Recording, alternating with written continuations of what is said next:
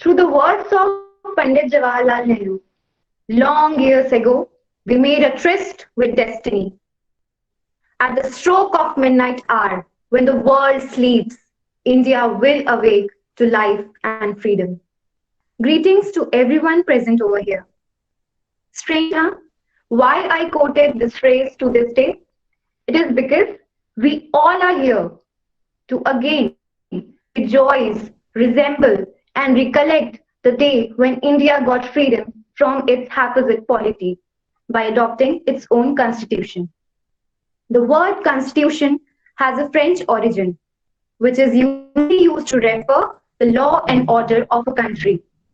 The Constitution Day, also known as Samvidhan Divas, is celebrated in our country on 26 November every year with an aim to publicize the glorious and rich composite culture and diversity of our nation.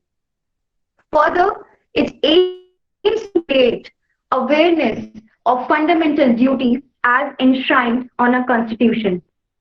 As a citizen of our great nation, we believe firmly in Gandhian thought that the true duties or the true rights we will all discharge through our fundamental rights.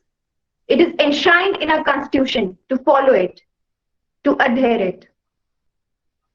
And as said by Sardar Patel, every Indian should forget that he is a Rajput, a Sikh, or a Jat. Every Indian should remember that he is an Indian and he has every right in his country, but with certain duties. Now let us see the history of the Constitution through the vision of Nandalal Bose, the man who painted the history of Constitution.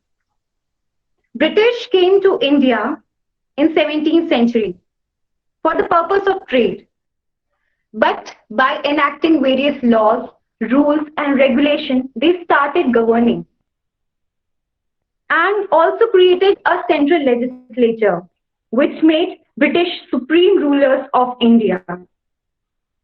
The rule of company finally ended with the Government of India Act in 1858. As a result, the British Crown became ruler of India and administered the country through its governance. The Indian Council Act of 1861, 1892 and 1909 started giving representations to Indians in the Viceroy's Council. They also restored stated powers back to some provinces.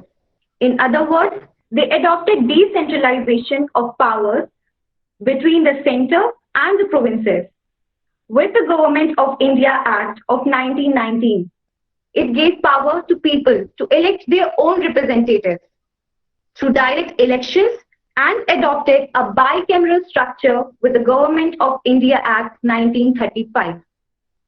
The law divided into federal, provincial and concurrent list and autonomy of self-governance to the province, which was the game changer in the history of the Constitution.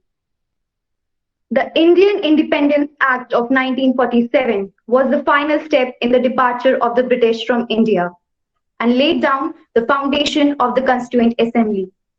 Members of the provisional assemblies indirected in echoes of the Constituent Assembly. This assembly served as the first parliament of independent India and first met on 9th December 1946 in Delhi.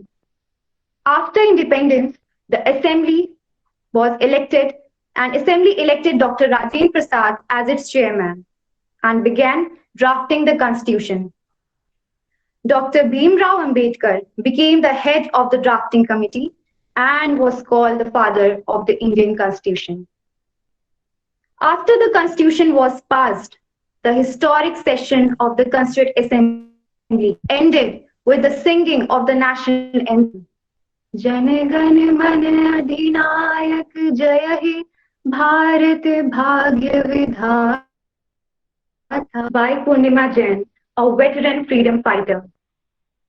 Hence, we commemorated the Constitution on 26 November 1949, and this is how the Constitution Day was celebrated and is known till today. People of India are the ultimate custodians of the Constitution. It is in them that sovereignty rests. It is in their name that the Constitution was adopted. Because, to the words of Amrutya Singh, an Indian is an argumentative Indian. So the Indian politics is also no different. The Constitution empowers the citizen, but the citizen too empowers the Constitution. How? By adhering it, by protecting it, by following it, by preserving to make it more meaningful with its words and deeds. The Constitution is nobody's preserve, but it's everybody's preserve. Hence, to that stroke of midnight hour, we, the people of India, had solemnly resolved to the constitutional India. At last, I would like to breathe the words of our Baba Sahib. We are Indians firstly and lastly. Jai Hind, Jai Bharat.